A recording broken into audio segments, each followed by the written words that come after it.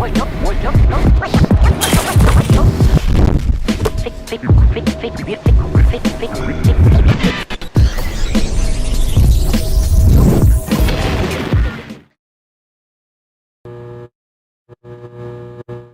had Oxford, now he's drinking bigger as well, yeah?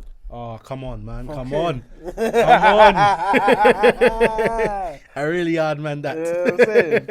Man, so he's gonna move to the tropics, bro. Ready, yeah? Can start, yeah? Before you to the islands, I get you going to Spraytown. It's got the Bayesian voice. Right.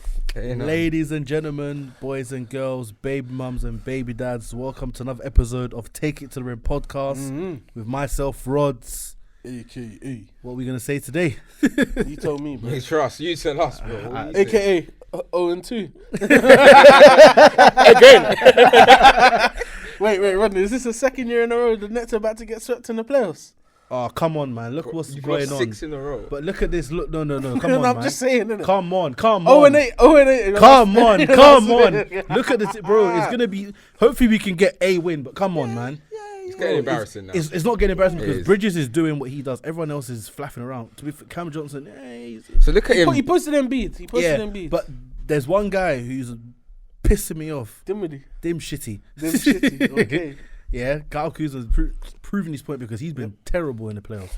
Yep. About number 2 option, man. Yeah, take the number 2, bro. Number 2 where, bro? Number 4. Fam, AKA, man, let's not get swept today, man. Come on. Like, just give me one win, please. Just give me the lights. I'm here today with Clipper Cam. What's good? And LA Jules. We there. Originals in the building. Before we go into it, just want to quickly say there's a button on your screen right now. It's red, says subscribe. I think it's there. Yeah, just press that one there, subscribe. There's a thumbs up. You know. If the thumbs up sound was like that, I would never pay thumbs up, bro. And creepy ass laughs, bro. What's that, bro? Word to Mike Jackson. Make sure you click like as well. Turn on post notifications, comment, all of that stuff there. Yeah, man, follow the pod on all on the socials as well. Twitter, Instagram, TikTok, at Take It to the Pod and at Take It to the Rim podcast. Share, get involved, comment on everything, every post. Do all of that, man. You know what I mean, Raheem? Yeah, now. This is really gassed him, innit? Drink, man's Raheem. Bigger! General! Now, talking about just give me the light. Let me stamp on the ball. That was actually hard. That one. Well, that was good. Well done. Well done. Yeah, that man. Bigger. You should bring some more next week. That was good. Like the beam. Yeah, light it up. The beam got lit and it got stomped on too. So, there was an incident. Draymond. Drizzy Dre. Savvy Sabonis. Yeah. So, we all know what happened. For those who don't or haven't seen or need a refresher, Sabonis, he tried to drag Klay Thompson down to the ground. Yeah, facts. It's been dirty so far in the playoffs. 100%. Plays with his elbows and that. But he tried to drag Klay Thompson down to the ground. Klay Thompson was solid, firm. Pause. Kept balance. Yeah, 100%. Pause, bro. Damn, I ruined it. But right, he held his ground. Yeah. And then Sabonis has now dropped. Fallen. He's fallen. He's on the ground. Fallen soldier. Done out here. Golden State have the ball. What does he do? My man is hugging Draymond Green's ankle like it's his babes. Crazy, bro. Couldn't believe it. He said, "Let me hold you." I was gonna say the next bit, but it's a bit lava. Not singing the next bit, bro. And when someone grabs your ankle, you're trying to run off. What else can you do? You don't want to break your ankle, so you have to step out and whatever's underneath.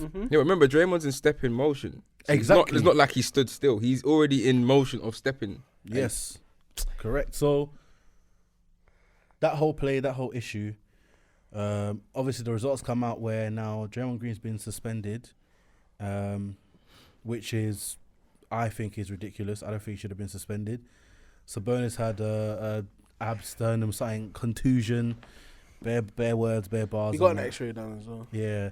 But what's funny is, as 55 minutes after the news of Draymond being suspended comes out, all of a sudden, Sabonis is no longer questionable, but yet he can play in Game 3 now. Yeah. That's a bit of a mazzoline. Let me put on my conspiracy hat quickly. Go through. I was, did some reading about the situation, and apparently Joe Dumas, he made the decision to have Draymond Green suspended for 1 game.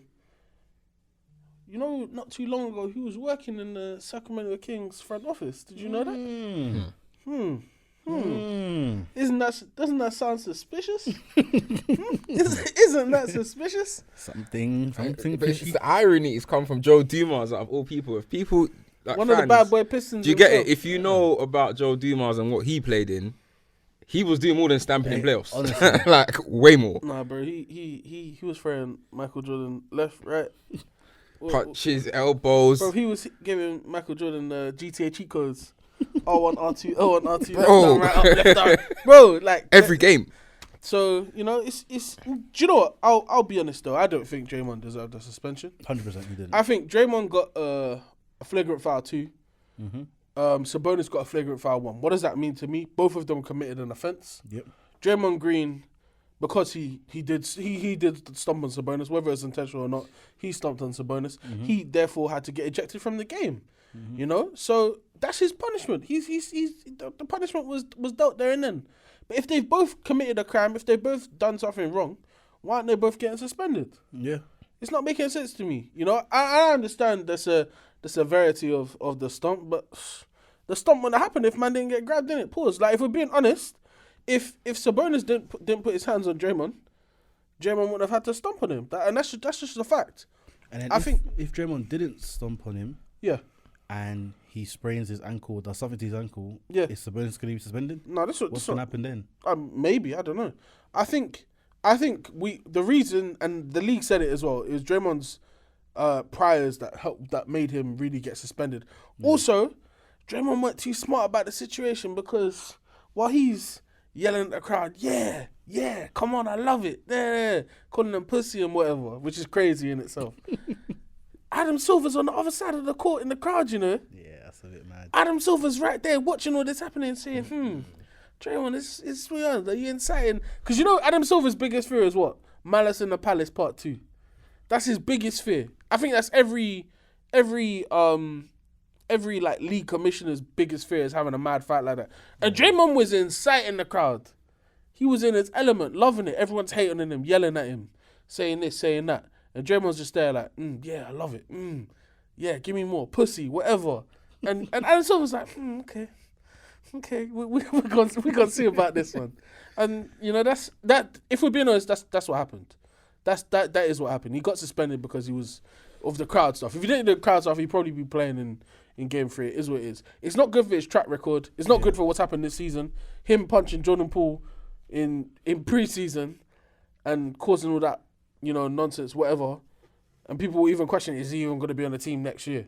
Yeah. To now, going back to old Draymond when you were kicking people in the nuts, kicking Steven Adams in the nuts, kicking LeBron in the nuts, and having to miss a game, and then your team end up losing in 7 because you weren't there in Game 6. These kind of things. And Golden State already down 0-2. Yeah. Yes, they played bad on the road. Is there a good chance they'll win Game 3? Yes, but without Draymond? But you know what, and JJ Redick made a comment about this as well. Yeah. The officiating in this series has Us. favoured the Kings, and it's been very, very questionable. Like, even the very obvious foul on Curry, no landing space. That Alex Lyle's got Alex Lynn. Len, la la la, Len. and yeah, there we go, that guy. Yeah. He was all up in his space, and even the Lyles guy, do you see the way he just tough up? But if we're being honest, this happens when you're the home team. You always get the benefit. Normally, you get the benefit of calls. No, obviously I know that it happens, but this is now a whole nother. Like, it's different. It's We'll see ridiculous. what's saying. If Game 3 comes out and we're seeing the same kind of stuff, then we know something's going on. But it's one of the ones where, like, is the NBA trying to do something against stop the them Golden winning State? again? Because you have this, but the thing is, let's think about it. The officiating's been terrible. Conspiracy rods. Yeah. Let me just borrow that real quick. Yeah. The officiating has been questionable. Yep. I know there's supposed to be physicality in playoffs 100%, and that's fine. It's supposed to happen. Yeah. But it's something, bro. But if you're going for a rebound and you're running like you're the Green Giant, yeah, and you shoulder a man, that's an offensive foul. Yeah, that was against Looney, right? There was one against Looney Looney, and was there was trying one to get against, rebound, and there's someone one else- against Paul as well. Yeah, I think And one against yeah, Paul as I thought it well. was a push, yeah. Now that's offensive fouls. That's not happening. You're doing these things right now. Bearing in mind, Adam Silver was there, so he saw what happened when Sabonis first of all tried to, because he started it as he first of all he tried to grip Clay and drag him down. Yeah. Where's the foul there? Yeah. Where's the foul there? And then you grab another man's ankle as he's running. That could have been dirty. And Adam Silver's there like, yeah, refs, we gave you a little sign in your pocket. Let this run. Well, Let you this think go. you think he paid them? Why is he there? He goes to he does this? So he come goes on, to the man. playoff games, man. Don't say it Come like on, that. He man. goes to the playoff games. He's been doing it for years. He goes to basketball. I'm pretty sure he was all the doing that time. when he was the when David Stern was commissioned. He was Why do you like, have to be at that series? where do you want him to be? Suns and Clippers. He's traveling around there. He might do a West Coast, East Coast thing, innit? Yeah, he'll give everyone some love. Yeah, bro. man. That's what he does. He's the commissioner, I innit? don't know about that, man. I think If he was there for the entire series, yeah, you'd have a point. but he's he's just there for game 2. I don't think he's been back. Yeah. I don't not say been back. The game hasn't happened yet. But I don't expect him to be at game 3. I expect him to be somewhere else. He'll probably be in Suns Clippers or one of the other or the Lakers series. Like he'll be at one of them, innit? That's what he's But it's a bit mad though, the way everything's happening, and I get it, home team, whistle favors, whatever, but Yeah. still, No. it's still a bit, no, the way the officiating is not like, okay, this is playoff, it's a home team, whistles kind of going their There's way. something else to it, you think? Yeah, and usually with the playoffs, even if you're at home, sometimes it doesn't even favour you like that as well. The- Sometimes it's pretty even. I don't want you to be taken away from what the Kings That's are doing. what I was though, about to personally. No, I'm not. Yeah, I don't think I think that's the because angle the- you're the coming thing is, from. the Kings are playing like the Arsenal. Firstly, I can't because I said that they was gonna go up 2-0. Okay. I said that. Okay. So Because I got the footage in it. exactly, it's out there. The footage is there. Okay, Yeah, the evidence is out there. Yeah, I was in a blue hat. Remember me? Remember me? It's the only time Ronnie's ever. Only time in his He knows entire exactly- existence. He'll Why did he tell, be so happy? he'll tell you what colour socks he was wearing, bro. He knows everything. White. Little bite. Cost £2 in Primark. But like I knew Golden State was gonna get whooped on the road. They've been terrible all season on the road. So I knew Yeah, was they have. gonna- They broke I it think down. 11 and 31 on the road, right? like it's bad. I think we So- said it's like the 4th worst in the whole league. Yeah, I'm surprised that's not the West. I don't see how. I think It's wasn't there Houston. second? No, Houston. It was Houston. They'll definitely have the worst away record of any playoff team. Yeah, definitely. No, by no, far. no question. The other Yeah. teams who It's have worse- Houston. Obviously, I think San Antonio. Maybe Orlando. And it was the other team. One of the other teams in the East. Yeah, it's mad. So I think we'll see what happens anyway, game 3 and game 4, because then, if it's flipped other side, then I guess it's kind of even. But the officiate just needs to be cool now. 100%. But even though they've been bad on the road, Yeah. but usually when they're bad on the road, they get smoked. They didn't really get smoked these 2 games, but it's just one of them ones where, like, they was getting smoked, but then they tried to kind of fight back. And it was a bit late. Like, game 1, 100%, because they was just by 3. So, but there was a foul.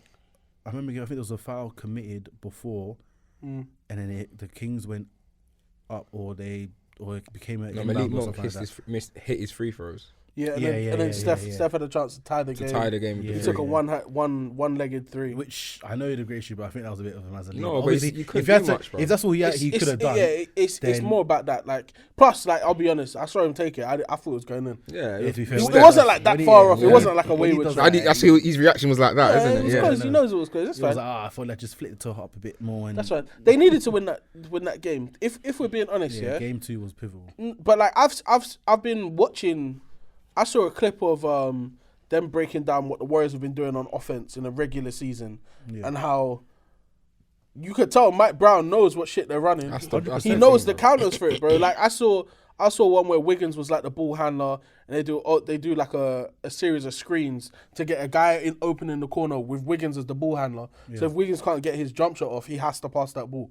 And the way they're closing off Wiggins, so he has to pass that ball, and they've got Fox waiting in the lane to make that steal, and he made the steal. Like they know exactly what the Warriors are gonna do, how they're gonna do it, and it doesn't help the fact that when the Kings have the ball, when De'Aaron Fox is there, he won Clutch Player of the Year for a reason, bro. That guy is clinical when it comes to the fourth quarter. In the closing moments of a game, he's by far one of the best scorers in the league in those moments in the game. And throughout every fourth quarter that they've been in, the Kings are never like stagnant in their scoring because of the fact they have someone like him. Also, their bench is great, you know. Oh, great. Led by Malik Monk. Yeah. Malik Monk coming off the bench, who, if we're being honest, he could easily start on that team. They keep Herter out there to have space, and Herter's playing quite well as well. Yeah. I'm a bit surprised by it as well. Harrison Barnes has been getting his lick back. Since he said, "This is revenge." 100%. He's getting that dunk in blood. Who did he look at? He dunked and he looked at someone that I think was in the eye, and he was like, "What?" Bro, he is saying to them, "Listen, you traded me, you got your rings with KD. That's fine. you ain't making out this one. It's my time." Bro, the Kings fans are lit. They're loud. Like it's a hostile environment. That's what you need in the playoffs, man. Yeah. It's a very hostile environment. The Warriors are not comfortable on the road. You already know that. So you know the fans are going to be playing like a massive part in it now. And I think the Kings have done everything right so far. They've got the 2-0 lead. They've still got home court. They're going into Golden State, and they know they just need to take one game. And the Warriors are looking, without Draymond, they're shaky, man. They have to take game 3. Who's starting at the 4 for the Warriors in game 3 now? Kuminga? They're gonna start a young boy? They're gonna have to. I think looking at it, who else? They're gonna have to. And honestly, I don't think it's that much of a bad shout. No, listen, Kuminga's been playing well. The only reason I say that is because now that Draymond's not there, your rotation either gets shorter or you're playing someone who hasn't been playing. So if Kuminga's now starting, who's coming off the bench in that position? JaMychal Green? They may even have to start with JaMychal Green. I don't really know. Actually, no. It's gonna be tough because what Draymond does as well, his role, is it takes a lot of weight off Steph Curry. 100%. They need someone to be a playmaker now. Yeah, and you're not gonna give that responsibility to Kuminga, and it wouldn't be wise for them to go small ball and do Paul, Curry, and Clay. Maybe they might have to. I would do it. I think maybe because at least you know you got 3 weapons on the floor, space. I would do it until Paul, Curry, and probably Clay, definitely Wiggins. You guys are playing a minimum of 42 minutes. Yeah, a minimum. You have to. That's a must-win That actually game. makes sense because then not that Wiggins is Draymond, but he can still handle the ball. Yeah, he can still kind of play that role as well, which will be fine. Obviously, in terms of if it's like he ain't gonna be guarded, it's gonna be Looney, it's gonna be guarded on Sabonis, but he can play the 4 because who's the Kings is for? It depends. They move it around a little bit, but whoever it is, Wiggins capable of guarding. So I think that makes the most sense. The only thing is, things will have to change where you're going to have to... You don't even want to... It's crazy because before you be like, you know what, you're going to put Clay on Fox. But the way... How fast Fox is, Clay is not that nippy anymore. It wouldn't make sense to... if you put... I mean... The only we know to put Curry. I don't know how it's going to work. They're going to have to actually start a 4. Yeah, because Andrew Wiggins has to guard De'Aaron Fox. That's the thing. Yeah. Andrew Wiggins has to... He's the only person that I've seen... And he's not keeping up with him, but he's the only person I see slightly disrupt what he does. But even then, like I said to you, no one can stop De'Aaron Fox when he decides to put his head down and go to the basket. He's too fast. You know what? And when you watch the Kings, I've been watching them obviously in the playoffs. I watched them a bit of their games towards the back end of the season. And when you break down their offense, they score a lot of points. I think we all know that they've got one of the highest, if not the highest, I think they're the highest scoring team in regular season history since the stats have been around, which is insane. But when you watch the way they play, especially what Fox does in the fourth, it's almost like the fourth obviously is when the last quarter when players are making errors, they're making more they're trying to win a game. Yeah. And I feel like the Kings use that, especially with De'Aaron Fox, when they're able to use transitional points very quickly, turn that offense into quick points, fast break points, and it ignites the crowd. You're seeing it across both games that if Golden State miss a bucket, forget even if it gets blocked or whatever, but if they hit and it miss it, the transition to get down to the other end, they score a basket. As soon as they do that, the crowd goes, whoa, Golden State get the ball back, go again, miss the shot. The crowd's electric. Do you know what I mean? Go again, get the basket, then timeout. So to me, I think the Kings have put themselves in a position whereby they're controlling their own destiny. The Draymond incident is absolutely absurd to be suspended. I mean, he was suspended for 7 minutes in that second game, which was enough for me in terms of punishment, but you can't now suspend him from another game. This is playoffs. End of the day, that happened. The decision was made to eject him out of the game. Done. Do you know what I mean? And it's not like Draymond just saw Sabonis and decided to stamp on him. I get that, but he was pulled into it. So, job done. But this series, tonight is what it is. I think Golden State are still an outstanding team at home. Probably, I think, the best or second best in the NBA. This season with the home record. They have to be if they made the playoffs and they've got a terrible. I think they have got the best home record. So, but I just think without Draymond, it's very tough. Like, I think tonight will be tricky for Golden State. If the Kings get off, like if they can use the Oracle, not goes to Oracle and get phased early. Chase, bro. Sorry, Chase. Now, innit? Yeah, so get to the chase and get phased early. Yeah. And not get phased by these fans. It's their first away playoff game in how many years? For a lot of these players, it is their first away playoff game. So see how they react under that pressure. It makes a big difference to playing at home. You know, this is the first time Steph Curry's ever been down 0-2 in a playoff series. Yeah, in his life. That team have never faced this level of adversity before. Because they always, if they go one down, we always say they bounce back. Yeah, usually it's one like, and that was supposed to kind of be game one because usually they still that game one, and it was supposed to be, but it didn't happen. Like. But yeah, that's good. It's going to be interesting to see what happens in Game 3 in that series. Let's see what Golden State do at home. You know, these next 2 games are very, very key. Right, imagine if Golden State actually get knocked out first round. I think they are. I don't see them coming out of it. I think they're going. Their only chance was to take one of those first 2 games. They haven't done it.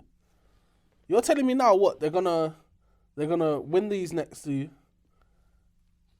Like at some point, for them to win the series, they have to win against Sacramento. Yeah. It just doesn't look like it's gonna happen. Okay, so I'll say this: if the Warriors, I expect them to, because especially with their home record, if the Warriors win 2 straight at home, they're not gonna stop there. Nah. I'm saying, if the Warriors win 2 straight at home, yeah, they're not gonna stop there. Wait, because they're gonna have. If I get this on camera and you're right, your ratings are gonna go sky high. So I want to make sure you repeat this so the camera's on you. Innit? You get me? Go on, Rods. Say it again. Prediction time. If the Warriors win both their home games, 2 straight, they're not stopping there. The next 2 they're grabbing. So it'll be in 6. Yeah, because then they'll go Sacramento and it'll be a close game, but they'll pull it off, and then they're going back home. They're like, yeah, we're ending I don't this. think you believe what you're saying. Bro, I'm 100%. I don't think you believe what you're saying. Of course I believe. I'm telling you now, if they win 2 straight, they're not stopping there. Okay. But will they win 2 straight? That's the real prediction. I said if. They should.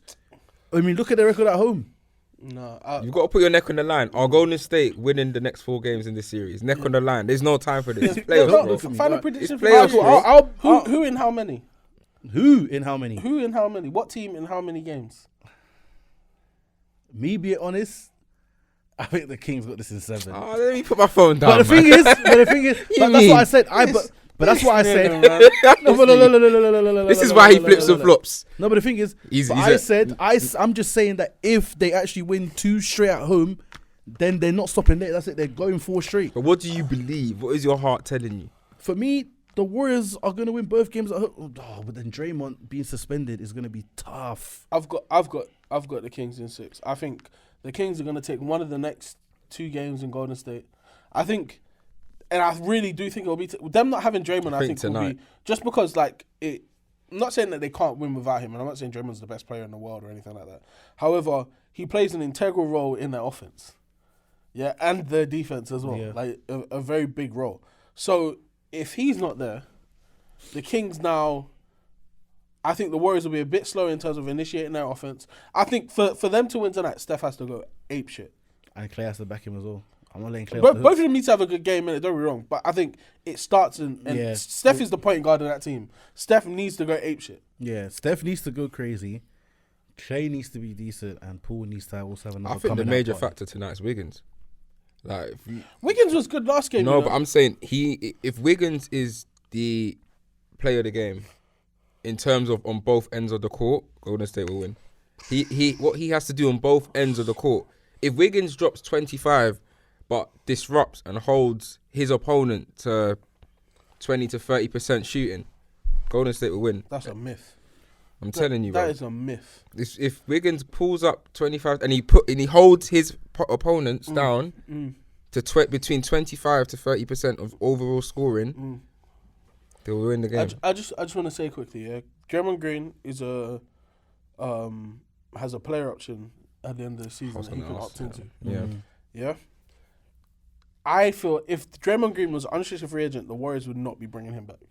If it was any form of restricted, they would not be bringing him back, because I think this might have been the straw that broke the cow. If Panji Jordan Poole was not it, this is it, because now your actions have caused, and I personally don't think anything he did was that bad. However, I believe what he did with intent. I think he meant to do because again, it's annoying. He spoke about it before that people were grabbing him and stuff like that, and the rest weren't calling nothing. It's frustration that made him act the way he did. However, now there's consequences to that of you missing a game. If the Warriors lose this game, boy, On that, yeah. yeah, If the Warriors lose this game, okay, if the Warriors lose game 3, they're getting swept. no, Yes, they are. They won't. no. Yes, they are. They won't. No. Yes, they They'll are. win game 4. So Yes, they are. Rodney said, yeah, if the Warriors win game, If the Warriors win, if the Warriors let me finish. Rodney said if the Warriors win the next 2 games, they're not stopping there. But if the Warriors lose game 3, they're getting swept. 100%, they're getting. But you think the Kings are gonna win in 7? listen. Big man. Listen. The fence that this boy is sitting on, yeah. Bro. Wait, no, wait.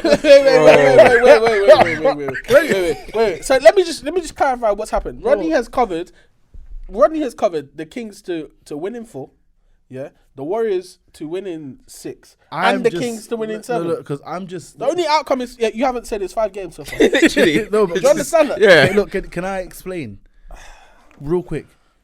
The only reason why I said this, I just think that for the Warriors to win 2 straight home games, one without Draymond and then one with, I think that momentum just gonna carry them straight throughout the next 4 games, where they're gonna battle hard to win on the road against the Kings, and then when they come back home, they'll seal the deal. Right. That's the reason I think that momentum will drive them to win 4 straight, because for them winning both home games, it's like, you know what, let's just steal this one on the road, because when we come back, we're calling it a day. Is the parade inside my city? Yeah. You know what I mean? That's the thing. That's why I think that momentum will carry them like that. No, I But heard for them the to momentum drop, thing, but for I them heard to it. drop game 3, that's blood in the water for the Kings. That's blood So in the you water. believe because of that they'll get swept? Yeah, I think that's blood in the water for the Kings. I think just be like, you know what? We've taken 1 game at home. Bun it. Let's end it, because then whoever they play against is what it'll be, Lakers and Grizzlies, right? I think so, yeah. Personally, whoever they come up against, I think they're gonna beat. Pause. But yeah, I think Grizzlies, it'll be easy. Like, no, not easy, but I think it'll be, and Lakers Easy. So, but right, Easy for them. right. There's no trust in Darwin, fam. You should call him Dope Man. I think that's more efficient, actually. Let's Dope. let's talk about it. Let's talk I about mean, no, let me. Go true. Big man. No, put the camera out, bro. Put the camera up, bro. Go true. Wow. Man said, Charlamagne, are we live? Are we live? Listen, yeah. Listen, I am tired. I slept at 3 o'clock because of this Darwin guy, bro. There was no Ja, no Steven Adams, no Brandon Clark. I had a brother called Tillman. No. Big man. Who is Tillman? Cashier. That was quite good to be fair. Nah, on the reels, how have you got an opportunity to go 2 up On the road. on the road, take it back to the Staples, and potentially close out this To the series? crypt. You know, Jar's not there. He might be back for game 3, but it's a big miss. Yeah, you've got Tyus Jones starting. I really like Tyus Jones anyway. Yeah, he's nice. But you got a guy called Tillman. Bro, they're bringing a guy called Rudy off the bench. And he's still cooking. What, Rudy? His name's Rudy, wherever the heck his name is. Big man. How is Darwin's rotation so bad, bro? Horrible. Darwin, I've told you, you do not get your full name until you do something right, bro. Darwin, you're a donut, bruv. Like, I don't understand. Like, AD and D-Lo. Oh, my gosh. But the basketball player, not the point guard. Bro. D-Lo was useless. Pathetic. Donny shot like 2 for 12. Had absolutely nothing going for him. He had like 3 assists. Did nothing. Committing fouls for no reason. No defense. His horrible shot taking. Turnovers. I'm like, oh, AD. You know when people talk about him being a bitch at times, and he's weak and fragile, you see it in so many facets, especially when he's away from home. Because yesterday His manhood. was embarrassing. No, it was. Like, listen, yesterday he did some really good blocks, some good defense. Like, you'll see him, like JJJ will do a pump fake, he'll stop and he'll be able to still do the block. Like, got a lot of good blocks last night. But what angered me was how passive he was offensively. Horrible. Like, there was no domination. There was nothing saying, I am a superstar. I am going to take this game by the scruff of its neck and dominate. It's going to do bitch shit like you always do. Whoa. Yeah, no, I have to call it how it is. And then the bigger picture of it is, when you're looking in transitions, I know you man said LeBron a bit, but I watched the entirety of the game. AD got caught about 3 or 4 times in transitions with Tillman. Yeah. Getting open lanes. There's even one where Tillman gets the ball, he does a little sidestep, and AD's somehow missing. Brother, what? Was that when he did the reverse layup? Yeah, when he did the Bro, reverse. that was nice, I ain't gonna lie. No, it was nice, but it's almost like AD, like, what? How are you getting cooked by Tillman? And it's not like Tillman. Cashier. Yeah, it's very annoying. It's not like Tillman is hit like 10 for 25. Do you know what I mean? So he stopped him. He was super efficient. It was at ease. Let me throw some numbers out here. So Xavier Tillman from Michigan State, just because you asked where. You know he's their 3rd string center, by the way. Yeah, I know. He dropped 22 and 13. Yeah? 3 assists too. Anthony Davis had 13 points, 8 rebounds and 3 assists. So there is not a single category offensively that Anthony Davis outplayed Xavier Tillman. Now, let me just say, you said you saw AD not guarding him in transition, stuff like that. But that was LeBron's assignment. And Yeah, in transition, yeah. Listen, I think LeBron's the GOAT. I'm not going to question it. But the defense was a bit shoddy. His defense. Oh, no. His defense was shoddy. I ain't Defense gonna lie. was shit. However, LeBron dropped 28 and 12. So he did what he needed to do. He kept us in the game. If Anthony Davis had 20 points and maybe someone else kind of contributed, then we would be having a different conversation. DeAndre Russell, however, The basketball player, not the 5 points, 4 assists, 7 rebounds Talk about the minutes. in 30 minutes. Darwin, you are a fraud. However, who would you play more minutes? Because Dennis Schroeder had 0 points. in 16 minutes. But thing about Schroeder, he's a better defender. He's disruptive. He does more stuff like when you're watching D'Lo, he does turnover. If D'Angelo Russell isn't scoring, he's nothing to him because he's not a great point guard when it comes to passing. He's not a great passing point guard. He's not a disruptive defending point guard. So when he's not scoring, he's useless. Like, there's nothing else to him. Yesterday, dishing out turnovers. There was one where he literally was trying to find Austin Reeves. He was in double coverage. And it was like, even the commentators like, but why would you swing it that way when you can see a defender there, another defender there? They'll just collapse and get the ball. Like, it's a horrible pass. He's a terrible passing point guard. And if his offense isn't cooking, which it clearly wasn't, you should see that. Like, as a coach, you're watching the game and I'm like, keep D'Lo out of this rotation. He's not been playing well. He keeps him in. You're seeing, we're dishing out open, like, him, D'Lo to hit a 3 or to hit a mid-range 2. He's bricking it because he's been ice cold. Man's doing ice in my veins. The fucking ice is gone, bro. The veins are cold, bro. The veins are hot, you mean? The veins are hot, I'm gonna say, like, yeah, D'Lo's horrible. First of all, I'll say LeBron, light 28 points. I don't know when the scuffle with Dylan Brooks happened. Was that early? No. It wasn't too early. It wasn't too late. It was about midway through the game. Yeah, it was that third quarter. I just want to quickly. LeBron scored on that play, and I saw LeBron hit a tough Fade. mid-range fadeaway jump shot in Dylan Brooks' face. Cash money running back on defense. And Dylan Brooks is yelling in his face. Big man, you know the ball went in, right? It wasn't air ball. You didn't block it. You didn't do nothing. I don't understand what's going on here. Like, Dylan Brooks had 12 points. 3 assists, 1 rebound. That's it. Yeah. And he gets me so mad. So mad. Because this man just feels like he needs to just always have the last word to say something that no one asked you a question. Do you know what the worst thing is? That's a lie. Because these reporters in the locker room asking dumb questions to this guy. Think about how many guys in that team had a good game, yeah? Tillman had the game of his life. I haven't seen one interview from it. Who'd they go and interview? The guy that hit 5 for 14. But what's that going to cause?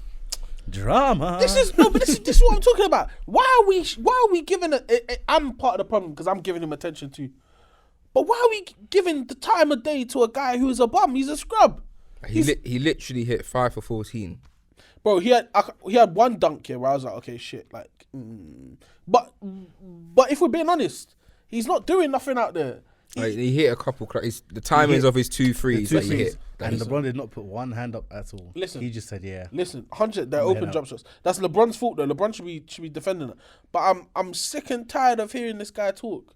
So sick and tired. He even had the audacity to say, "Oh, he's old."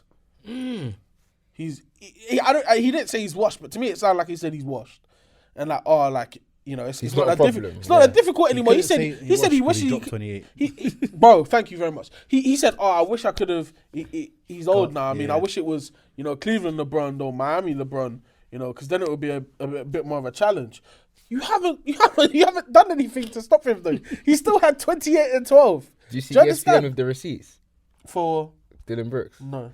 All right, boys, come keep talking. Because what bothers me the most is that in my head, I really think that he's deranged. He's deluded. He's insane. He's lost it.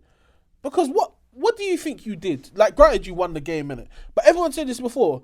You never hear him talk much when they lose, you know? Yeah, true. Go on. No, I'll come back to that.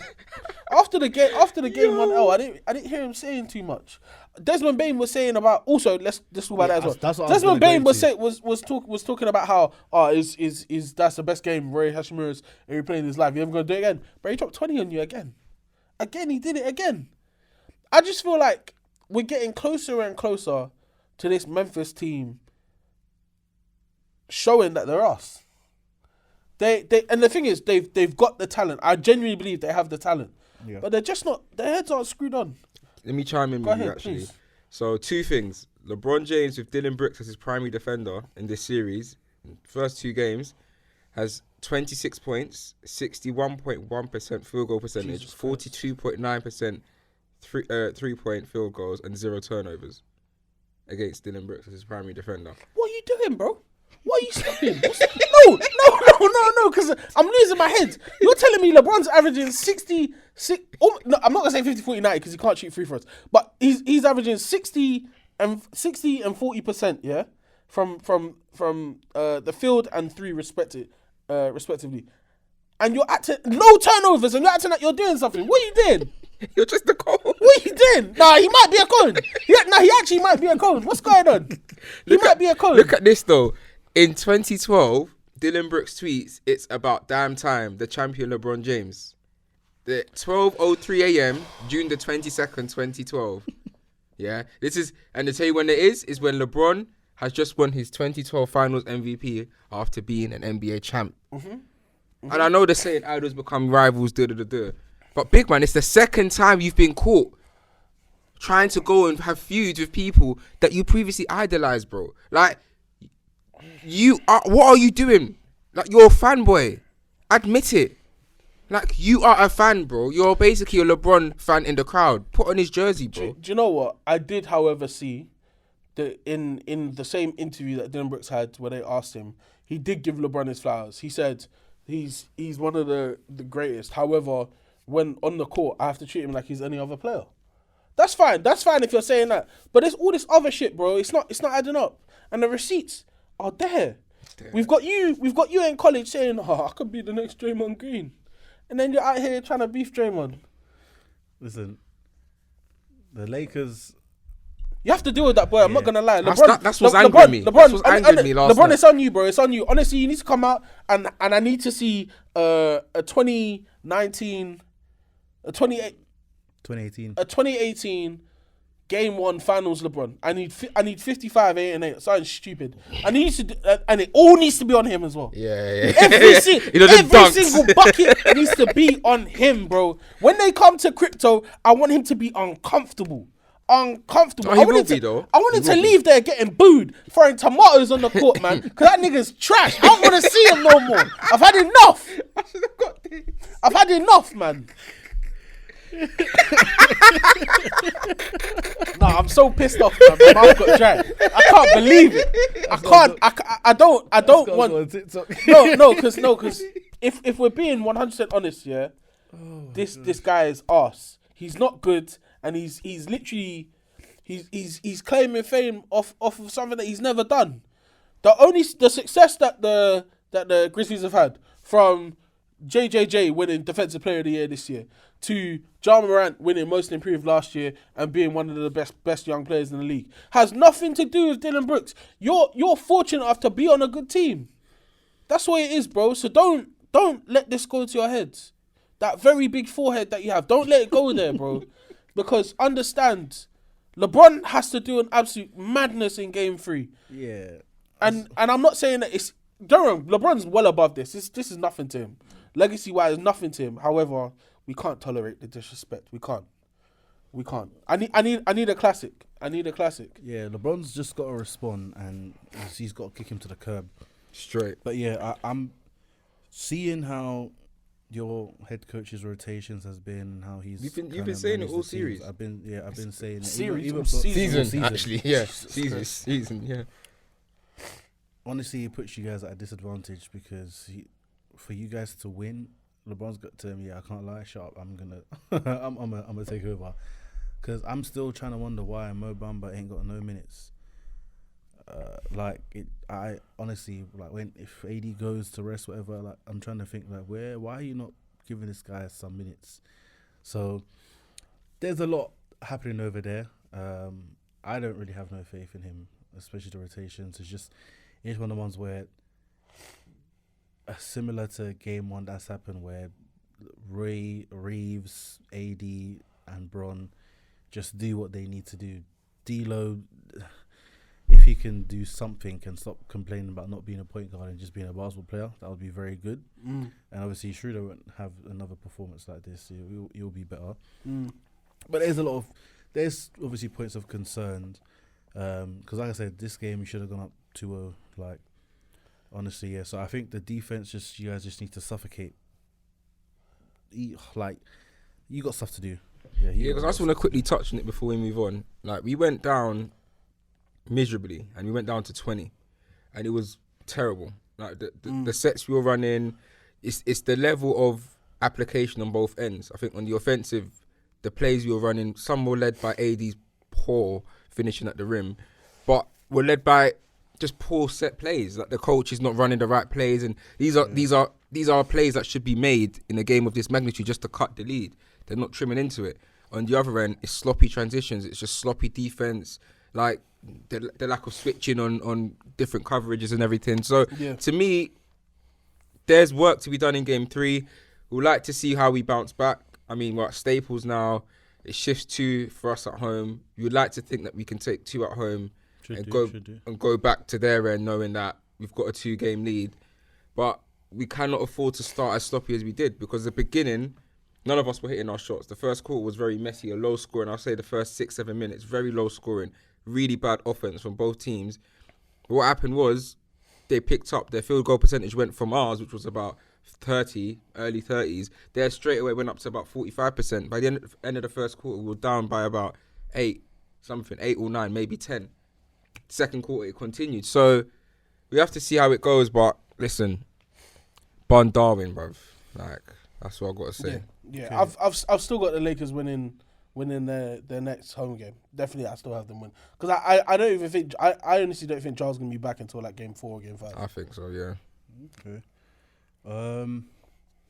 Moving on over the West, so we done Warriors. Let's go to the best series in the West. Best series. Let's go to the best Suns series and in the West. Clippers. Can I quickly say, Go ahead.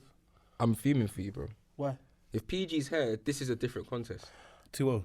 That's what I'm calling that. I'm not gonna say it would be 2-0 because we might have not won game 1. Like things would have transpired differently. You would have won game 1 No, by a bigger margin. I'd like to think so, but that's not how things always work, innit?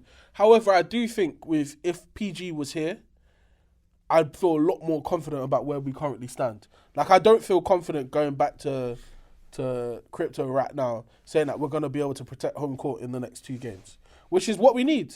We can't split the game. If we split, we've got no advantage again. You know what I'm saying? However, that boy Kawhi is fucking nice, man. Yeah. He is not like. I feel like I'm seeing Kawhi at peak Kawhi again. You know what I'm saying? Like I feel since he left Toronto, he hasn't really been 100% again. Also, we haven't really been able to put together a stretch where, you know, we've got the pieces around our core of our team to really like be able to make playoff runs consistently in terms of like, yeah, we actually have depth to do it. You know, someone always gets hurt, whether it's Kawhi or PG. But watching him out here right now, bro, I'm like, I don't think he hasn't been this good for the Clippers since not even his first year. This is the best Kawhi I've seen in the Clippers uniform. If I'm being honest, bro, he's playing 42 minutes a night and he's killing 38 points in game 1. Essential. Even in the game we lost, he had 20 something anyway. Like he didn't have a bad game. Did he actually drop? And Phoenix don't know what to do with him as well, which is refreshing.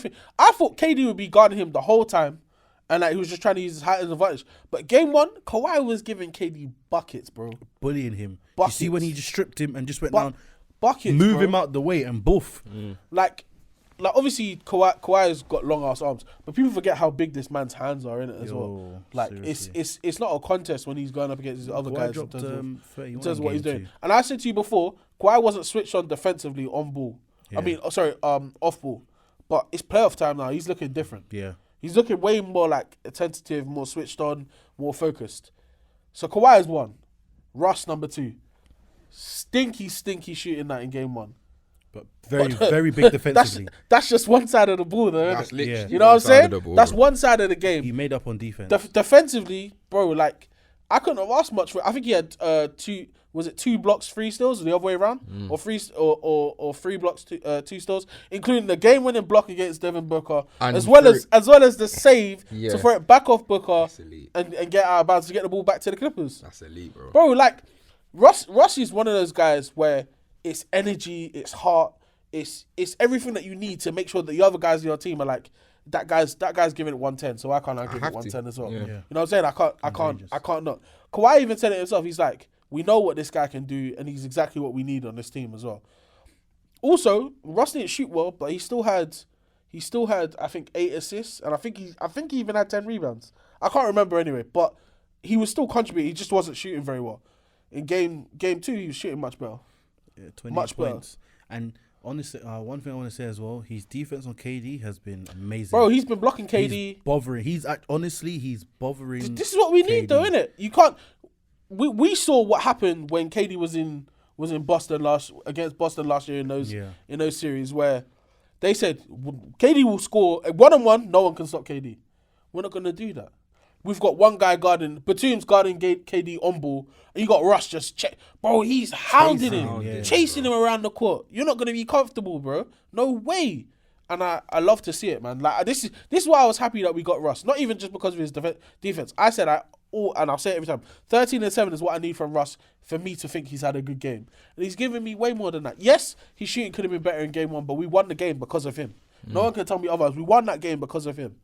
Yeah. So coming back to crypto now. Also, I was so shocked we lost that game in game 2, bro. We had Scott Foster.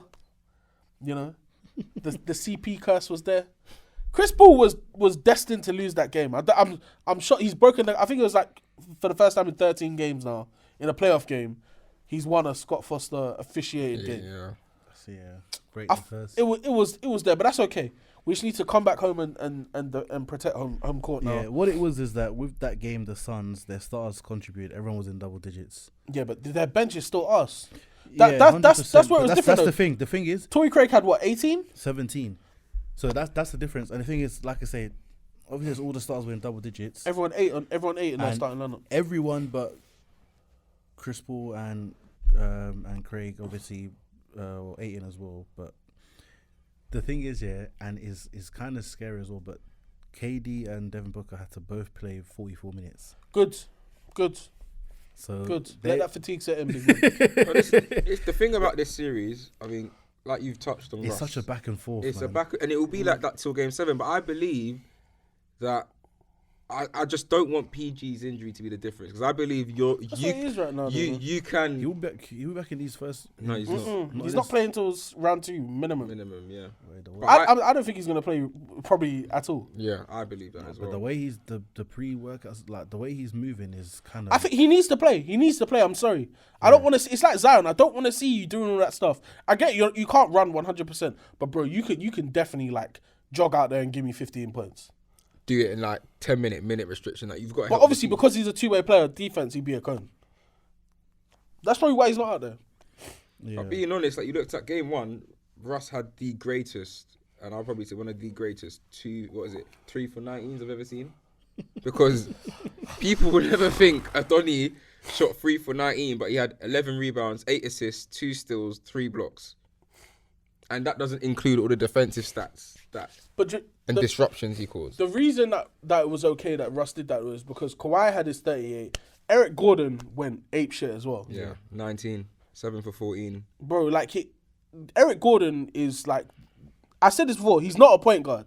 Like that guy is not the guy I need ball handler. But if you want to come off some screens and shoot some threes, boy, go ahead. That's what he's meant to do, innit? That's what you're out there doing, innit? I don't need you to be doing anything crazy, innit? Can I ask a quick question? Go ahead. What's going on with Morris Senior, bro, and Covington? I think Morris got relegated. I'll be honest. I think Morris got relegated. And what about Covington? I don't know what's going on there. Tyler knows something I don't know. Honestly, because Covington would. People were saying. I saw someone say that Covington would be perfect for this series. Yeah, especially to fill in for Paul George, and the thing is, he don't demand as much touches, so he's catch and shoot. So defensively, it'll be good to slot him in there. There must be a reason for it. The thing is, because we haven't been bad, I'm not opposed. I believe in what Tyler's doing right now. He knows what he's doing. As if we go down 2-1, then we might need to start changing some things up. Yeah, but the thing is, what is for me as well is that this is a definitely back and forth series. Yeah, and it's weird. I don't know. It feels like it's even. It shouldn't be. That's the thing. Exactly. It feels like it's even. And you're missing a big. Yeah. But you know why that's the case, though, isn't it? Because their bench is so bad. Yeah, their bench is. All their points are coming from their starters, isn't it? Outside their starters, how many points do they probably have? Like they had 11 in the last game. In their victory against you, they had 11. Yeah, that's crazy. It was what Biyombo had 6 points. And Okogie had 7. And that was Other than that, nobody else scored. Sorry, 30. So it was literally, let's say, your starters had to go. Everyone had to go in double digits. And personally, I don't see Chris Paul giving 15 next game. It's not so much that I know Craig as well. I think we can beat them when we can stop KD and or slow them down enough where they can both have 30 points each, but no more. 60 is the max that if between KD and Booker, if they score more than 60 points, we haven't got a chance, man. But they scored 63. That's the thing. Because Booker had close though. Booker, that's what I mean, Booker had 38. Yeah. 38. Yeah. That's what was a big. And this is where the difference of having Paul George is, because I'm not saying Booker wouldn't score 38 on PG. However, it would be a lot more difficult to score 38 on PG. Like Kawhi is there for KD. We haven't got anyone for Booker right now. Personally, if Paul George is there, I don't think Booker scores more than 30 points at all. I'd hope not. That's why he's there in it. But this is why we have two-way wings in it. It's just because he's having a Barbie right now. He had a good game one. He had a great game one though. But game two, he was going. Yeah, that's the thing. Game one, it was like the thing is Russ was on him quite a bit, but obviously Russ was on KD. Russ was kind of everywhere. So 10 for 19, 26.0 for 3, 5 turnovers though, which was quite high. 3 blocks, wow, and 4 steals. Pretty decent game for Booker. Game 2, obviously he's got the 38, 14 for 22, 4 for 7 from 3-point, 9 assists, and 3 turnovers instead of 5 from game 1. It's a very good game. Yeah, this is a very good series, and this is one I'm always keeping up with because it's such a back. It's a shame that it's a first round matchup. Yeah, it's a shame it's a first round matchup, and it's just mad how it's just, obviously, like you said, the Suns benches.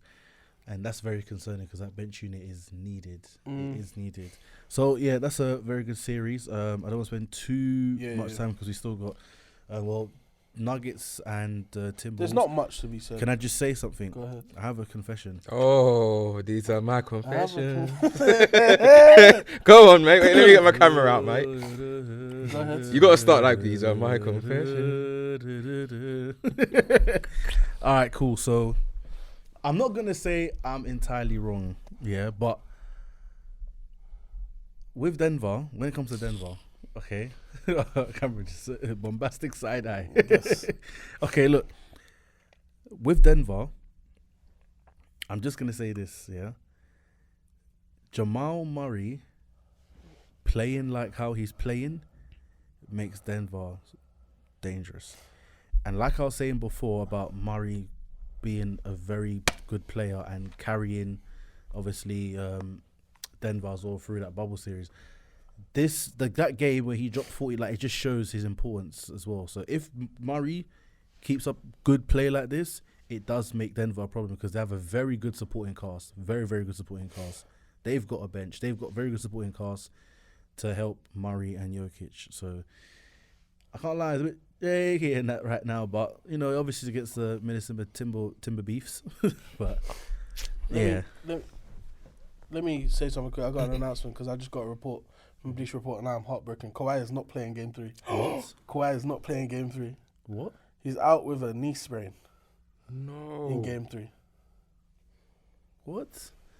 I think that's what just Luke even just said now. Oh bro. My What? word. Bro, the Suns have caught they're so lucky. How about both PG and Kawhi injured for game 3? Oh, that's gutting, bruv. Wait, Norman Powell's about to turn into Superman. No, there's no way you win this game. Do you know what? We're losing game 3. Russ, I need to see triple-double Russ again. That's the only way we're winning this game. I don't even think that's going to be If enough. Russ gives me a 20-20-20 game. I think, obviously, 100%, like, the Suns should win game 3. But I swear down, if the Suns lose this game 3, oh my gosh. It's highly unlikely. When did he get hurt? That's the thing, because he looked fine throughout the whole game. The bigger picture is, will he get around for the rest of the series? You know what Kawhi's injury record's like. I feel like he'll be like, you know what, let's just hold this L for game 3. I'll be back for game 4 and 5 and I'll do my business. We'll win. I can't lie. With this coming out as well, bro, I don't care. Paul George, you better be there game 5, bro. It's not going to be. We're done. No, Paul Fucking George. bullshit, man. But I can't lie. That is very crazy. That is very annoying. I'm going to be playing some serious R&B on the way home, bro. I'm in my feelings, man. Yo. But about Denver, like, Jamal Murray is... He's back, He's looking... Back. And this is what I need... Like, not... Okay, I'm not disrespecting Jokic, please, as well. I'm not disrespecting Jokic because... Honestly, I've been getting shots fired at me for disrespecting Jokic. Yeah, I'm not disrespecting Jokic, but it's funny how Jamal Murray has to put the backpack on again and do the business. Just saying, isn't it? Like, obviously, game 1, like, the Timberwolves weren't even doing much in it, and they're kind of atrocious. They're a bit of a mess. They're a completely different team when Jamal Murray is out there playing. Like, Denver are a completely different team. Honestly, it's problems. It's problems. Oh, what's happened? No, it's outside of this soccer. Man United are losing as well. This is a terrible day. Wonderful. So looking at what Denver have, they should sweep this series. I'm sorry. Yeah. 100%. Anthony Edwards dropped 40 something and it didn't make a difference to that game. He literally dropped 41 points, shot 14 for 23, 6 for 10. Mike Conley, where are you? The thing is, yeah, Minnesota tied the game. They might have even That's gone the up thing. at one point. Minnesota, like, They went there up, was a yeah. lead there. Minnesota brought it back, and they can't close, bro. They can't close. Booty Gobert. I mean, he got 19 points. Damn. Booty Gobert. Damn. I don't give a damn. You know. I don't Really, give a- Booty Gobert. Bro, big man, how many rebounds did Booty Gobert have? He had a maximum of 8 rebounds. Yeah, piss 8 off, man. rebounds. Piss off. 8.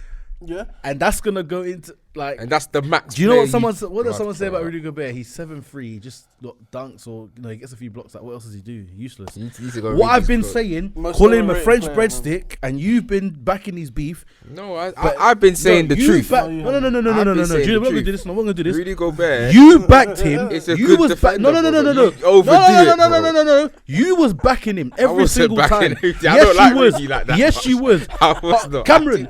I do not like Rudy that Was much. he Like, you backing him? backed Yes or before, no? you backed him before. You backed him before. Yeah, Yet I don't his like peers, Rudy like that, his bro. peers and his colleagues all agree with me. I don't What rate- is he doing? I don't rate At Rudy that highly, 7'3", but you he's a disregard him. bumblebee. You call him a bum. You disregard him highly. He is a bum. I don't rate He's Rudy. a bum.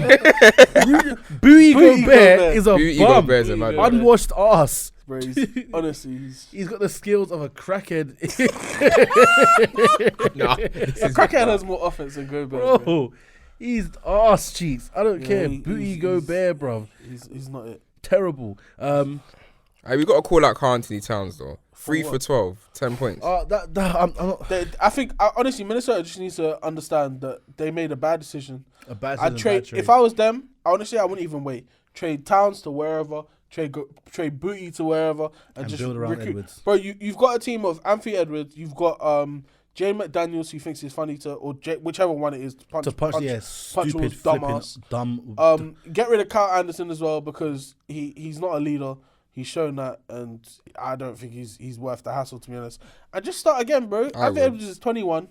He's experienced some playoffs. Yeah. You know, I'm still waiting for the day that there's a rookie who is good, who doesn't sign the max extension with his team and says, "Fuck it, I want out of here, bro." I'm still waiting for that. Could be Melo Ball and Charlotte. I wouldn't be surprised, bro. It needs to be someone who has that endorsement money. He's already Yeah. got his shoe. Someone needs to do it, but or Melo, one of you needs to leave, please. Because I'll be honest, I completely agree. Like the trade, we all questioned it at the time. At the time, he said, "Listen, this has moved Minnesota Timberwolves from a team that, as we said at the time, that might be in the play-ins at best a 6th seed team, and will probably be a playing team, to being a at best 6th team and probably a playing team. Nothing improved. The only thing I can say about that, the Cat did miss a lot of time in the regular season. If he was there, would they have a better record? Probably. However, we're just getting to the point quicker. The fact that you're playing against the best, you're playing against the best team in the West. You're gonna lose anyway. It doesn't really matter. If I'm you, I wrap it up. 1, 2, 3, Cancun. Let's go. It's peak because Rudy Gobert was in the exact same position last year with the Jazz. Yeah. Getting bounced in the first round. First round. Okay. Let's move Booty. on. Let's move on to the east side. East side. Yeah, it's gonna be a bit. A of couple of these are a bit. Yeah. So first, okay. Well, let's speed through the one we don't talk about. Hawks and Celtics. It's done, man. There's no Yeah, point. I don't wanna say There's nothing. anything. I didn't even want to see it. There's nothing to say about that. It's boring. One thing I'll throw in there, Mm-hmm. just so that we can kind of get two agendas in one, is just that. Obviously, on the NBA Athletic, Trae Young. First of all, people were talking about Trae Young's decline, and Decline. it's a bit mad because it's like he's riding it like. It's just looking very mad. His peers voted him One of the most overrated players. Like, you can't play Arsenal because everyone thinks you're overrated. But And he's been getting. But the thing is, the way Boston has defended is like, if Steph Curry was the same size as Trae Young, that's what they would do, and that's what they was trying to do. But Steph Curry is not that kind of guy. He knows what to do. He's very swift with it. Whereas Trae Young they just been putting the pause on this boy. It's been long, man. Get the women and the children out of here because the house is on fire. Feel that. Like, that is his peak. And Dejounte Murray is just like, It's long because DeJounte's playing really well. he's playing well. It's like, This little nigga. What you doing, pass it? It's possible to Jonte and just become a catch and shoot guy right about now. Yeah. So yeah, but Boston are just putting the clamps on them. So yeah, we'll go past that.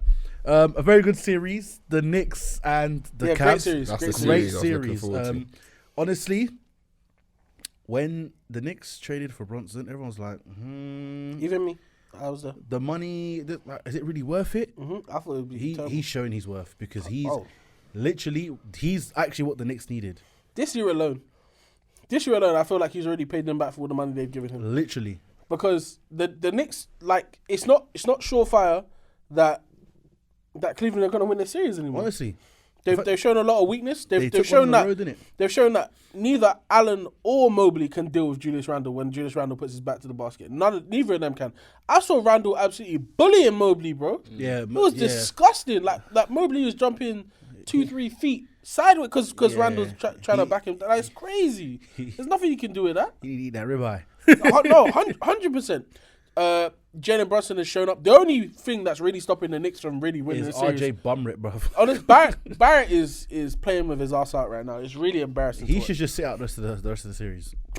I think after game one, Josh Hart really did solidify himself and say, yeah, this was a really good move that they made. Yeah. And Josh Hart is at present showing more than RJ Barrett is, in my opinion. More on both sides, defensively, offensively, everything. It's definitely not a good look for New York. But either way, going back to MSG now, how confident are you? Because I think I mentioned before last week, everyone has their best games in MSG. Donovan Mitchell is due a 50-point game in MSG. And he was cooking in game one as well. He's always cooking, man. The only reason why they really lost that because Garland was a bit icy. I'm not even going to put it on Garland. I think Jarrett Allen was not dominant enough. They needed Jarrett Allen to be dominating the boards, and he wasn't doing that. Yeah, that was one of the biggest reasons they lost that, because that game was close. They brought that. That was one of the most entertaining games I've watched in a while as well. Brilliant. But they brought that game all the way back, bro. All the way back. Donovan Mitchell was sliding on the floor, getting steals, bro. Like, it was a very entertaining game to watch. I hope the rest of the series is like that as well. If Kawhi is out, that is now the most entertaining game of the first round. Yeah. Series of the first round. Just because it's not easy. The fact that one was a 4 seed, one was a 5 seed as well. It's not like it's a surprise a massive surprise. I'm happy to see what the Knicks are doing. However, I do think Donovan Mitchell's gonna start. He's gonna show up in MSG and be like, yeah, I like this place. This is nice. Yeah, he loves the booze. Yeah, he loves the guitars. So I don't think they're even gonna boo him, bro, because it's not his fault that he ended up in Cleveland. True. It's not his fault. You just didn't want to fuck with the Knicks. I need Cleveland to win because I made a bet and I'm not trying to lose that bet, bro. What was your bet? With Soji, remember? How much? No, it was not money. Basically, I said if the Knicks win their... Was it a Randall jersey? No. I said if they win, then I'll come on the pod and I will sing an apology. Oh yes, of course. And Yeah, I remember. Yeah, that's Pete. So I'm definitely not trying to do that. You know he'll come back just for that as well. 100%. Yeah, he's waiting. So yeah, and that cannot happen at all. No way. Quite embarrassing, Ross. But still waiting for you for your Tatum jersey. Speaking of forfeit, I've worn that, man. He wore it right at the beginning of the season. I know. I need it again. I wore it. Let's relax, man. Like, all players have been traded. Like, come on, let's move on. Like I've been gutted. Like all my ogres on the floor, man. What more do you want, bro? Allow me. Another point. While we're talking about another point in the series, the Nets and the 76ers. Yeah, highly pointless. Yeah, I can't lie. Look, Highly. it's one of the ones where game one, yeah. 76ers in 5, like max. I think if Brooklyn win, it will be probably the next game. Embiid hasn't even really been like out there, like going crazy or nothing like that. And the thing is, Harden definitely didn't play well last game. Yeah, I knew he wasn't, because when he done that game one, that's what I said it from the start. Harden's not gonna have this kind of game again. Like, he's not. But the thing is, right, is one of the ones where there was a plan, there was a scheme that there was against Embiid where there was throwing blitzes, doubles, everything, and it was working. And he wasn't really going off. Then they kind of backed off and took their foot off the gas, and it was they waited, and then he's like, like, all right, cool, green light. So that was a mistake. We got to keep up. Brooklyn Bridges, Mikal Bridges. He's just he's great. He's a great. He's player. a really good. Like he's been that guy, and Cam Johnson showed up. I don't think he's gonna have that kind of game every single, but he can support. But like I say, the person that's really pissing me off and it was talking all this rah and rah Dim Shitty, him, I can't lie, shut your mouth and get it done because you're supposed to be the number 2 option. First of all, you're already the number 2 option, apparently. And you're just getting punked. You're playing terrible. Like, I'm tired of it. Why is Cam Thomas not getting minutes? I don't know. You know, No. It's been like that all season, though. No, do you know what, right? Okay, I'll tell you why. Played 4 minutes last game. Yeah. Okay, but the thing is, right, I understand he dropped those 40-point games and they He won, I think he won 1 or 2 of them. Yeah, but still, Loads. Bro, Yeah, about 4 or 5, bro. Yeah, but John Sanders here also, the film that I even saw and that obviously on next pages and everything that I was breaking down to, he was a liability on it. He was being targeted, like as in. but you're losing games. You lost your last game by 20 points. Battered. Everyone else is a liability on defense, apparently. So why not play the guy who can actually score them? Yeah, obviously the thing is, I'd like to see him out there, but do you know what? Yeah, I'm gonna say this Von guy now. He's kind of moving mad now. I feel You don't like him? No, sure. It's not that I don't like him. I feel like the power's getting to his head now, and he's now moving. No, but he's built enough credibility. At one point, you got the Nets were looking like the best team in the East. Yeah, 100%. And obviously you have KD and Kyrie to support you on that, which is very, very, you know what I mean? Yeah. But the thing is now, it was one post-interview recently what he said, and it was like, I hear it, but let's not do too much because, like, there's certain guys you're not giving minutes to. Yeah. Things aren't really rocking like that. Yeah. So, and everyone's actually they're putting efforts in, you know, but maybe Finney Smith, I don't know about him. But other than that, and also, Seth Curry and Joe Harris are getting a lot of minutes. Seth Curry, cool, but Joe Harris definitely should not be getting minutes. He's getting way too many minutes. Yeah. Like, come on, man. Let's be real. He's not Joe Harris before. Like I said, I only said this before. Joe Harris was looking really good because you had KD, Kyrie, and Harden on the floor. It's very easy. You're going to get a lot of open shots. Now it's not like that. What's going on? I mean, game 1, he had 13 minutes, 0 points. Game 2, he had 14 minutes and 3 points. But I know you can't tell me Cam Thomas couldn't that literally, I was about to say that. You can't really sit here and tell me that. Out of here because the house is on fire. Yeah, okay. that series is done. That's fine. That series is done. And then the last The Bucks and Heat. And the Heat. Okay, so the injury series. Yeah, Tyler Hero's hand broke up. That was unfortunate, man. I didn't really see him break his hand on the thing. I didn't really. No, he just slid for the ball. I watched it back. It didn't. I don't see. I don't see how he did. How he slides, how he breaks. Because I was like, where did he bend? Like, I don't understand. I didn't really see how he hurt his hand there, but it must have. You know, obviously. I think maybe it's the way that the fall is very, it's hard. If he said wrist, I'd understand, but I have no idea. But the whole arm, I don't know either. But he was holding his wrist.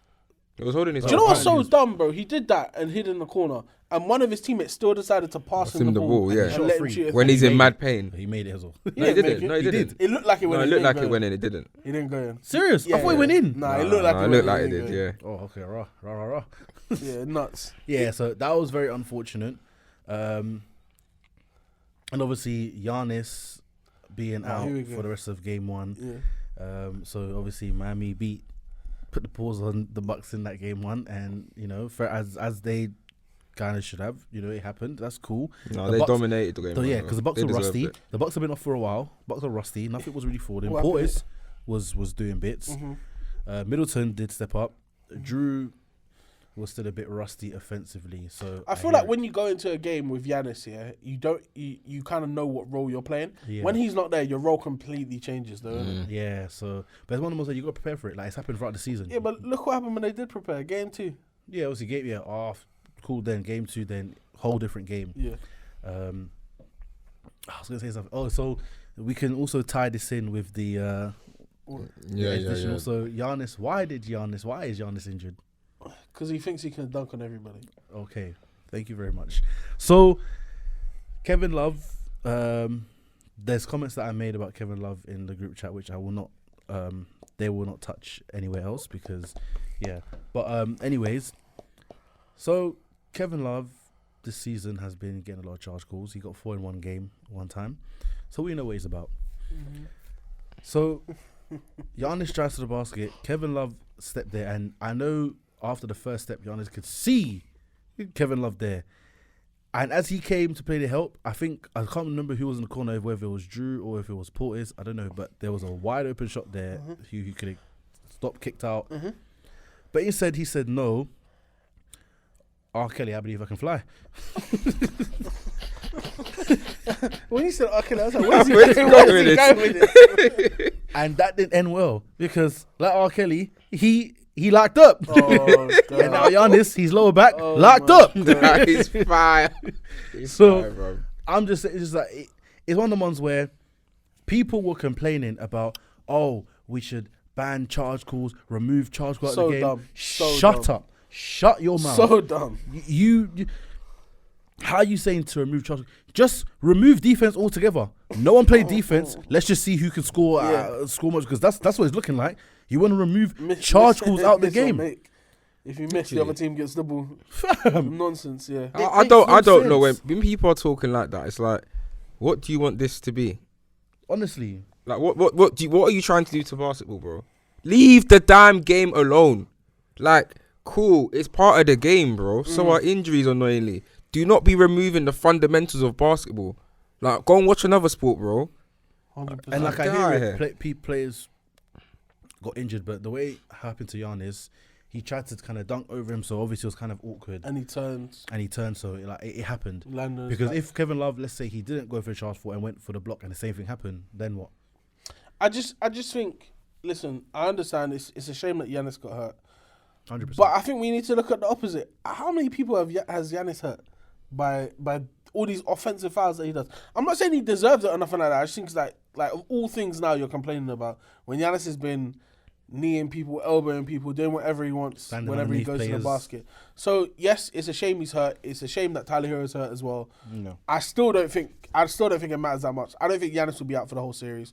I think Giannis will probably come back in like game 5 or something like that when Milwaukee are already up 3-1. Because I'm telling you, Miami are shit. Miami are not a good basketball team. No. They haven't been good. The thing is, right? Yes. Obviously, when Miami won game 1, they put the pause on them. I hear it. But the thing Butler is, Butler did. Yeah, went off. Yeah. And did Strus not go off as well? I think he. Yeah, he was him and Strus Butler. as well. Yeah, Strus But went off, what I will say is, if Hero was still there, then yeah, they've got a better chance. Yeah, I agree. Is more. I'm not saying they'll be completely favoured, but they have the chance to win the series. Bro, if they're starting Duncan Robinson again, with Hero being out, it's a big deal. That's It's a their big- offense. that is their best scorer. No, I said that before. It's true.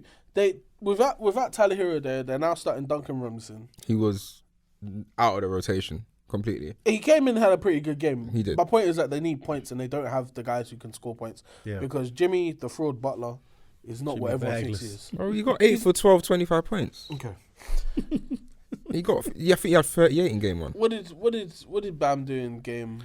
Bam is Bam one wasn't of the good in main game issues as well. 1 was horrible. What's he doing in game? Game 1, he was Game 2, he gave us 18 points, 5 rebounds. Yeah. It's Nine Like for 16. I can live with the points. That's fine. But it's the rebounds, bro. You need to be way more active. I just feel like Miami are not built for this, bro. No, they're not. They're not built for this, and I really think this has to be the last year of them putting this team out there. Massive things need to change for them to be a team that can really contend, because they're not real contenders. I don't think anyone believes that. Even if somehow they stumbled into the finals again, they're getting beat by whoever comes out of the West. Like, and that's not a question. And any team that's in the playoffs right now in the West, including Minnesota, could probably beat Miami in the 7-game series. And I think that's the end of it. I think Milwaukee will still find a way to win. They found a way to win last night, and it was pretty good. It looked pretty convincing at times. I think Drew's just gonna have to be way more assertive. Drew's gonna have to go back to being the Drew Holiday that was playing when Giannis wasn't there. Yeah, It's fine. Chris Middleton as well will step up. They've got guys to do it. I think Brook Lopez had 25 points last night. Yeah. Do you know how crazy that is? I think they all ate. You had Pat Connaughton off the bench get 22. Jesus. Joe Ingles get 17. Wow. Grayson Allen had 16. It was everywhere. Like, Brook Lopez with 25. It's a very long Portis day. with 13. Very long day for It's Miami. long, bro. Bro, like, and I don't think Milwaukee has like a crazy deep bench or anything like that. But they've won a championship. They've been here. They've done this, innit? No, they have the best bench in the league, in my opinion. In terms of points wise, or just you personally, you believe that? No, I think it's the most contributions off their bench, because you got Joe Ingles, Connaughton, Javon Carter, Dragic. Obviously, Leonard's not playing, and Jay Crowder. That's essentially their bench. I still don't think they have the best. But however, they're a good bench, innit? Yeah. Miami ain't got an answer for that, innit? We're starting all them those undrafted players as well. Like, it is what it is, man. We shall see, but I'm very confident that Milwaukee are going to get out of the season 5, maybe 6. Yeah, but so far it has been a good playoffs. Besides obviously the injuries to Miami and Bucks, but overall, I've been enjoying. Yeah, Kawhi now. Yeah, I've been enjoying it, but hopefully the intensity can still stay up there. Okay, we've got a few minutes left. Quickly, we'll touch on the NBA awards so far. Mm-hmm. So, Defensive Player of the Year was announced, and that was Jaren Jackson Jr. Yes. Certified or not? Yeah, certified because yes, he's a good defender, and like when I look at who else it was either him, Can't believe Brook Lopez or who? I can't remember the other candidate. Who was it? It's not coming to me. I just like I can't even remember who the other person is. It's quite bad. But after watching Jaren Jackson Jr. play against the Lakers as well, it kind of solidifies it a bit more for me. Yeah. Great for him though, innit? Like I think that's a nice position for you to be in. People are saying he could win multiple Defensive Player of the Years. I'd like to see that. Well deserved. Also, there was a conspiracy about him. Yeah, I can't. That's what I was gonna say. Evan Mobley was the other. Okay, yeah, sorry. Evan Mobley, who again I just said got absolutely bodied by Julius Randle. The numbers in Memphis weren't adding up, and the thing is, funny going on I over saw there. a lot of footage where he got credited for blocks and rebounds, and he wasn't hit. That he wasn't supposed to be hit. There was a lot of it. So I'm just a bit like fraud, but you still kind of take it. No, I have this one in it. Take it in it. I think I'm a bit annoyed for Brook because I don't think Brook will have another season as good as this defensively. Whilst I believe JJJ will still win another Defensive Player of the Year. Yeah. I believe there's arguments on obviously Brook had the most disruptions, and obviously the Bucks have the best defensive rating and obviously are the number 1 seeds. So there's a lot of factors into Brook's way where Brook could have won it. In my opinion, it's close. I wouldn't be mad whoever did win it. Yeah. But in an ideal world, Brook to win it and JJJ to win it in the future, which he will. But it is what it is, isn't it? Yeah, it is what it is. That's true. So I'll say Clutch Player of the Year went to Darren Fox. That should have been unanimous. Did you see? It nearly was. I think he had. I think out of 100 votes, he had 91 of the votes. Man. So who got the other? Who was the other? I think DeRozan. No, because the other guys who were even top 3 for it didn't have first place votes. I think it was spread between. I think Steph had one, Luka had a couple. Like it was spread out. But he was by far like up there, bro. He had. I think they said he had 91. So 91% of the first place votes. Like it wasn't close. And I'm not gonna argue it as well because I've seen him do it. He did it against us when in that overtime game. It was easy for him. It wasn't really a problem in terms of like getting to the basket and just getting to his spots in the fourth quarter. And it's good to see from such a, I say young. He's not that young anymore, but from a player that he's not shy of the moment. And the fact that Sacramento are where they are now, you have to give him some credit for that as well. I think it's a good award to have. I'm surprised they didn't have it before because it's pivotal. I think you have to reward players for being clutch. Clutch is such a big fundamental within winning games, especially within basketball, and it has to be rewarded. So I'm glad that is a new award. It'll be good to see players that can do that, plus win maybe an MVP or Defensive Player of the Year, player that can win multiple with a clutch. Yeah. So I think that would be insane to see. I mean, I know sometimes you might have said LeBron could have won it in his prime or Steph as well, but yeah, man, it's a good award. Happy with De'Aaron Fox winning it as well. 100%. And Coach of the Year. I said it was unanimous. Great decision. Great decision. I said Mike Brown. I said unanimous. It should be unanimous. It shouldn't even be close. It wasn't unanimous. It was unanimous. He was the first ever unanimous coach. I had a bit of back with someone. He was like saying that it shouldn't have been unanimous. Like, look at it was saying like Knicks and others. I'm like, no, it shouldn't. No. It's not close. I said, look at where the Kings were last season. And look at where they are now. Yep. And look at what they're doing right now. Bro, the Kings had the number 4 pick last year. Literally had the what? Number 4 pick. Yeah, Keegan, and they got Keegan Murray. Like, look at where they were. Yeah, you ain't gonna see a turnaround like that. To go from, I don't think they had the 4th worst record, but to go from like a bottom 10 record to bottom 5 probably, bro. Maybe, yeah. To go from the record they had to where they are now, where you're telling me they're 2-0 up against the defending champions. Honestly, yeah. Come on, bro. Come on, he knows what he's doing. Shout out to Mike Brown. Yeah, Mike Brown. That video of him running as well. That was hilarious. it. That was Hilarious. That was hilarious. So, and they were saying from that moment they knew Yeah, he was coach of the year. So I have a few other polls. Obviously, we went through the Trae Young and all that. Yeah. So there was another poll here. NBA players voted for which coach they would least like to play for, and lo and behold, Tom Thibodeau was at the top.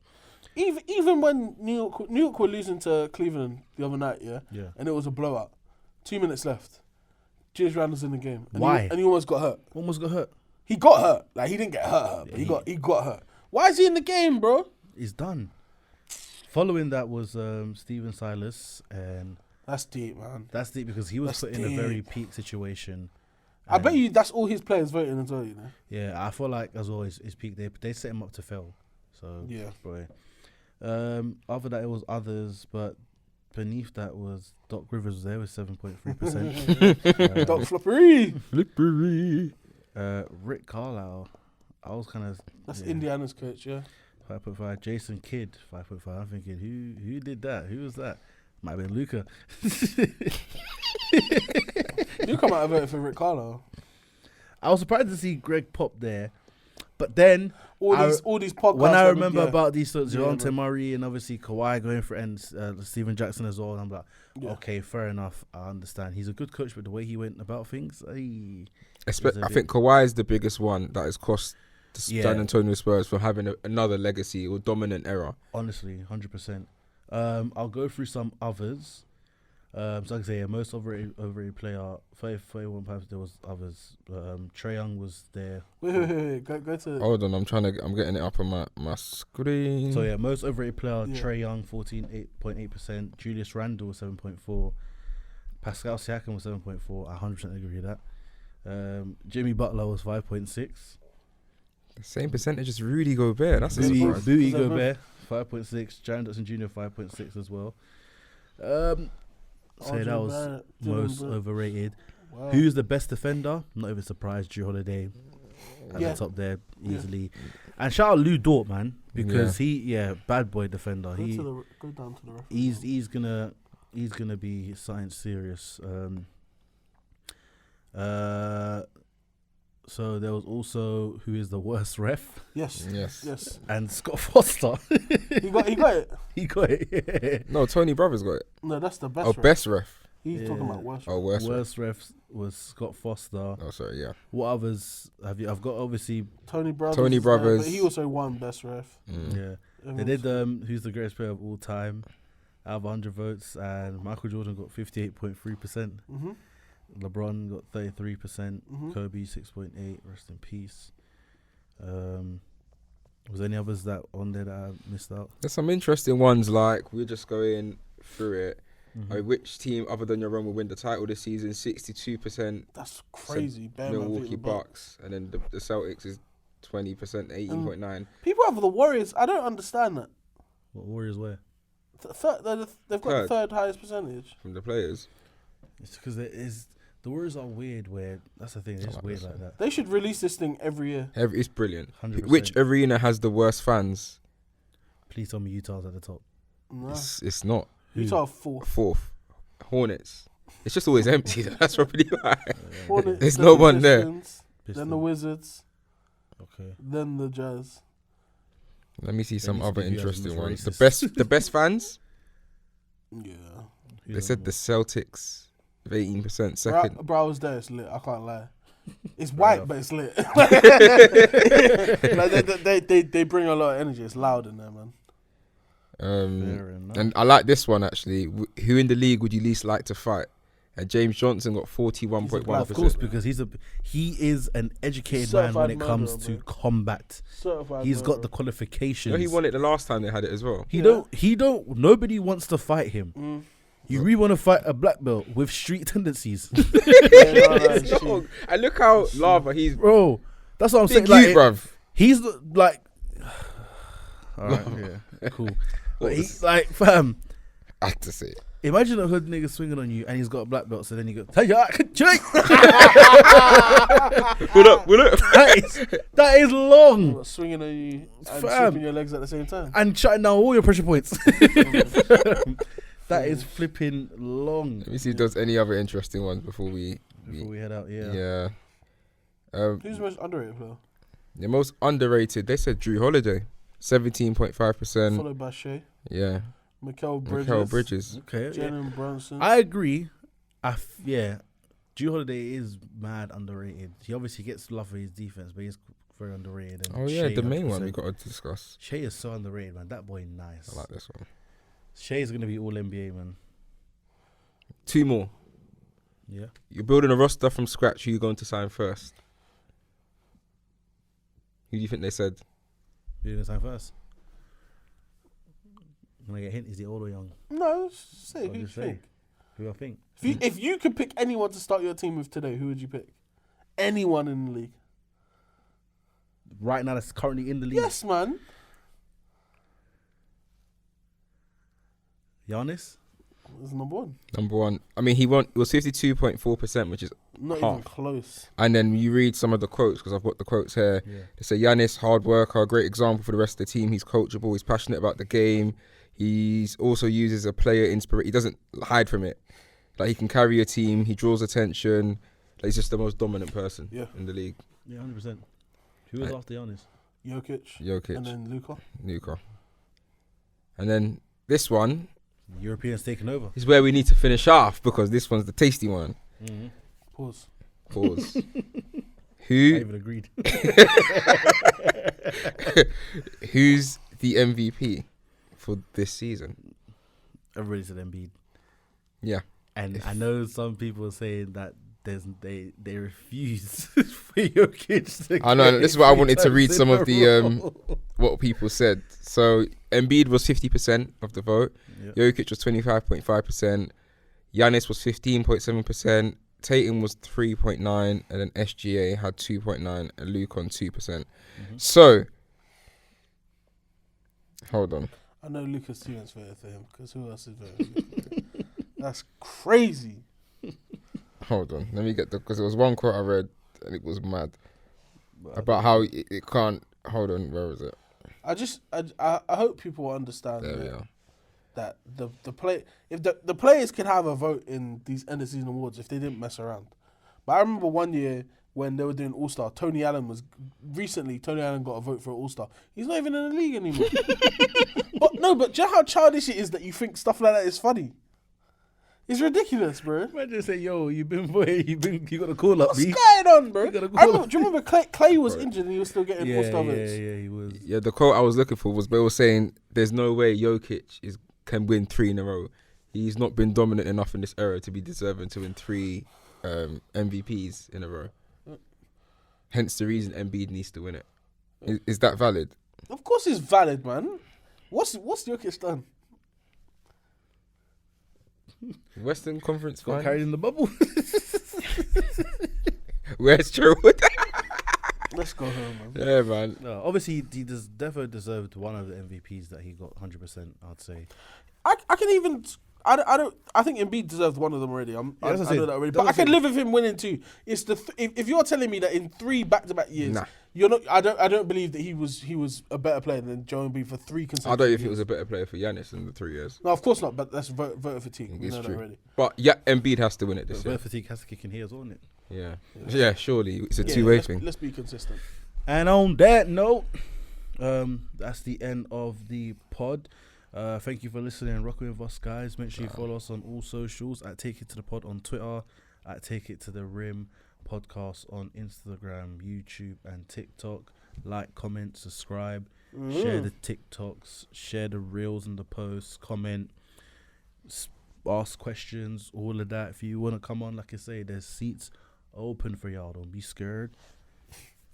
Don't be scared. It's the playoffs, baby. Yeah, it's the playoffs, baby. baby. The playoffs as well. Keep coming, man. Trust me. And yeah, let's get us out there. And now to take us away. Over and out, baby. We out.